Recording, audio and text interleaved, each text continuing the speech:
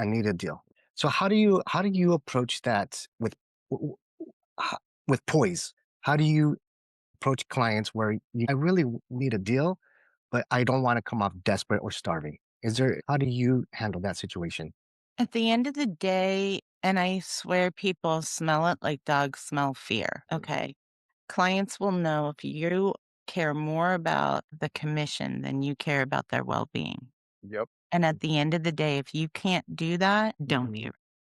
Right. And Love that's that. why I've always Love said that. connections before commissions, because once you have Hmm. that connection established, the commission is a byproduct of that relationship.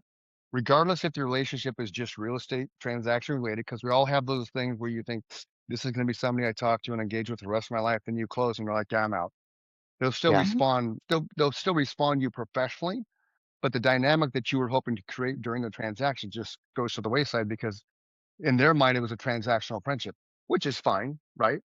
But it leads to what you just said. The more connecting you're trying to do and building rapport you're trying to create, the better it's going to be in the end because then they truly realize that you are there to Mm. help them buy or sell that Right. home for the Right. experience and knowledge as opposed to just getting paid. And it also kind of goes back to when I would like do a lot of calls when I first started, I would get so because I'm not a very salesy guy. At least I don't think I am. And I would call these people and I felt so fake talking with them. Then my mentor said, you know what? Call them to see who needs your help. Who can I help today? That took off so much pressure and that took that fakeness away from me. Now when I get on calls, people that I haven't had made a connection with, I'm just like, hey, look, I'm just here to see if you need my help. Instead of do you want to buy? Right. I think that shift in mentality really goes a long ways. And exactly what you're saying, Chef. People can smell it, right? City, right? Yeah. And some of it, especially like in historic, I have a client that she loves historic homes. I went on a home tour with her. Okay. So when this amazing historic estate came up and I was going to hold it open, I know she's not going to buy it, but I know she might want to see it. And so I'll send out an email and be like, hey, I just know, or, I'm doing this open house and I was going for your vibe in your house. Come take a look at it and let me know, if what you would do with it. Again, it's about, um, yeah, it's about engaging. I mean, when I was in Italy, I sent out, I think 60, I think about 60, cards, like little notes, just little notes this big, Yeah. thinking of you, saw blah, blah, blah, Yeah. and thought of you. And that's it. And I got a lot of people like, oh my gosh, I got it.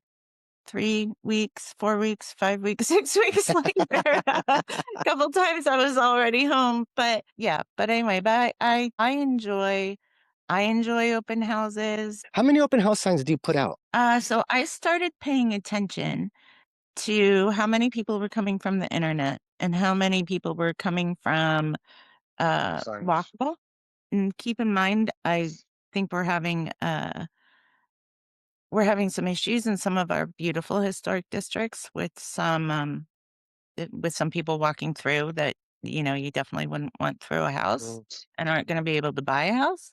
And so anyway, I only do like two, three, maybe four. Oh, See, wow. I learned when I first started, it was the rule of thumb. If you have to put more than three signs down, don't hold the house open because people they lose interest, the too many turns, things like that. Mm. The thing is 9 out of 10 people are coming from the internet anyway. Yeah, Before exactly. I stopped doing all the signs, I started asking people, Yeah. "Oh, are I you always coming ask. from the sign? Are you Yep. coming from," Yeah, that's the and that's the first thing I ask when I walk in the door. Hey, I'm Chris, real estate guy. Did you find me off the signs or online? And probably like to your point, 90% are off the internet because once yeah, you hit in the MLS, it goes everywhere. right. But And but signs are still good, you know. You still get traffic from signs, but well, but it also asks if you ask them, "Oh, how did you yeah, get it?"